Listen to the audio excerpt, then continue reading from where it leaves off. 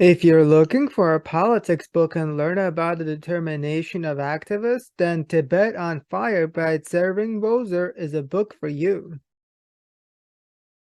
The Chinese government has been trying to force their values and symbols upon the Tibetan people. China demands the Tibetan people to renounce their faith, denounce their leaders, and change their lifestyles. These actions have ignited the protests. Although utilizing peaceful protests, the protesters have been unrelentingly suppressed by the Chinese government. Peaceful protests that have been violently suppressed, in which people were killed. Tibet has become a prison state enforced by armed military police and surveillance. Chinese see themselves as liberators, but the Tibetan people are protesting these liberators and are even self-immolating themselves to resist them. In 2009, monk Tapi self-immolated as an act of protest. A series of self-immolations followed. The self-immolations are shocking, and the act requires determination. Self-immolation is an act that enables the Tibetan voice to become heard in a political system that silences them. Self-immolation is not suicide, but a sacrifice for a greater cause.